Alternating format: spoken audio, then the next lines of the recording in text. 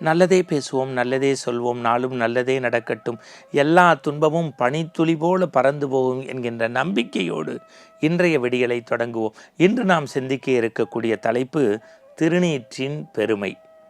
இந்த நிகழ்வை உடனுக்குடன் ஜெயா தொலைக்காட்சியினுடைய ஜெயா டிவி ஆன்மீகம் யூடியூப் சேனலிலும் பார்க்கலாம், பரப்பலாம். இன்று நாம் சிந்திக்க இருக்கின்றோம் திருநீற்று பெருமை.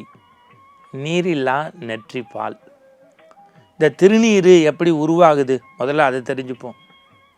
சாணம் இருக்குது பாருங்கள், அதை அக்னிக்குள்ளே காமிச்சு சுட்டு எரித்து அதுலேருந்து எடுத்து நீரோடு குடைச்சி திருநீருன்னு நெத்தியில் பூசுகிறோம்.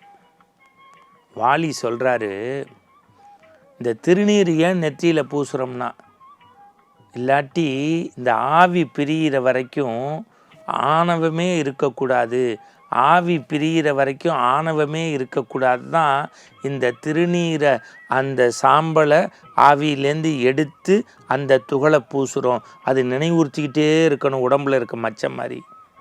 திருமண் வைணவ பெருமக்கள் ஒரு மண் எடுத்து அப்படி இட்டுப்பாங்க. எப்படி? கேசவா, நாராயணா, மாதவா, கோவிந்தா, விஷ்ணு, மதுசூதனா, திருவிக்கமா, வாமனா, ஸ்ரீதரா, இசிகேஷா, பத்மநாபா, தாமோதரா அப்படி சொல்லி.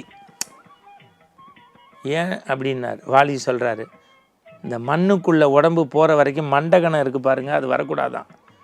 மண்ணுக்குள்ளே உடம்பு போகிற வரைக்கும் மண்டகணம் வரக்கூடாதுன்னு தான் திருமண் எட்டுக்கிறோமா. அதனால தான் நீரில்லா நெற்றி பால்னா நம்முடைய முன்னோர்கள். ஒரு காலத்தில் சம்பிரதாயமான குடும்பங்களில் பல்லு விளக்கினோன்னு திருநீர் பூசலைன்னா காப்பி தரமாட்டாங்க. திருநீர் பூசாமல் யாரும் ஒரு முகத்தை இன்னொரு முகத்தோடு பார்க்க மாட்டாங்க. பெண்கள் குங்குமம் இல்லாமல் வெளியில் போகக்கூடாதும்பாங்க. அப்போ என்னென்னா, இந்த சமய சின்னம் என்பது நம்முடைய அடையாள சின்னம். உடம்புல இருக்க மச்சம் மாதிரி எப்போதும் இருக்கணும். இன்றைக்கி சில பேர் அப்படி அந்த பவுடரெல்லாம் எடுத்து பூசிக்கிறீங்க, ரொம்ப தப்பு. கையெடுத்து கும்பிட்றேன். அந்த திருநீரை எடுத்து அப்படி பூசணும். நோய் தீர்க்கும் மருந்துன்னு எழுதுகிறான் வாரியார் சாமியார். உங்களுக்கு தெரியும், சுருக்கு போய் வச்சுருப்பார் 64வது நாயன்மார். நீர் பூசாமல் அவர் எங்கேயும் போக மாட்டார். கந்தா கடம்பா கதிர்வதி வேளா வேலுண்டு வினைவில்லை விபூதி கொடுத்துக்கிட்டே இருப்பார், பூசிக்கிட்டே இருப்பார். ஏன் உங்களுக்கு தெரியும், நம்முடைய தமிழகத்தில் புகழ்வாய்ந்த சைவ மடங்களில் குன்றக்குடி மடத்துக்கு ஆன்மீகம் இல்லை என்று சொன்ன தந்தை பெரியார் வந்தபோது மடாதிபதி கொடுத்த திருநீரை பூசி கொண்டாராம். எல்லாரும் கேட்டாங்களாம், அவங்க மனம் நோகிடக்கூடாது என்னாராம். இந்த திருநீருக்கு அவ்வளவு சக்தி சிறப்பு உண்டு, உண்மை. இதெல்லாம் வரலாற்று பதிவு. வாரியார் திருச்சியில் கூட்டம் பேசிட்டு அப்படி வண்டியில் ஏறி உட்கார்றாரு, தொடர் வண்டியில். 2 இளைஞர்கள், என்ன நெத்திக்கு சுண்ணாம்பு அடிக்கிறீங்கன்ட்டான். வாரியார் சிரிச்சுக்கிட்டே சொன்னாராம், இறைவன் குடியிருக்கிற வீடு, கடவுள் குடியிருக்கிற வீட்டுக்கு சுண்ணாம்பு அடிப்பாங்கப்பா, குட்டிச்சவருக்கு அடிக்கிறது இல்லை. என்னன்னா அவன் ஏண்டா கேட்டோன்னு தலையை தொங்க போட்டானா. நான் அடிக்கடி சொல்கிறது உண்டு, பழனியில் லண்டன்காரன் ஒருத்தன் வந்தவன் பஞ்சாமிர்தத்தோட திருநீர் டப்பா வாங்கியிருக்கான். எக்ஸ்பைரி டேட் எங்கன்னு பார்த்து கேட்டிருக்கான். கடைக்காரன் பயந்து, எக்ஸ்பைரி டேட் இல்லாத ஒரே பொருள் எங்கள் கடையில் தான் எடுத்துக்கொண்டிருக்கான், இதை பூசினா எனக்கு என்ன பயன் இருக்கான், ஓன் எக்ஸ்பைரி டேட்டு தள்ளி போகும் பூசுறான் இருக்கான். இன்றைக்கும் சொல்லுவாங்க, மருத்துவமனையில் பெரியவர்கள், திருநீர் பூசியிருக்கேன், மடித்து தரேன், தலானிக்கு கீழே வச்சுக்கோ, அந்த திருநீர் உன்னை காப்பாற்றும்பாங்க. திருநீற்றினுடைய பெருமைன்னு ஒரு தம்பி சிவ சதீஷ்குமார்னு ஒரு PhD ஸ்காலர் ஒரு புஸ்தகத்தை எழுதியிருக்காரு. ஒரு மடாதத்திலேயே வளர்ந்த ஒரு புள்ள. அதெல்லாம் தமிழ் சமூகம் படிக்கணும்.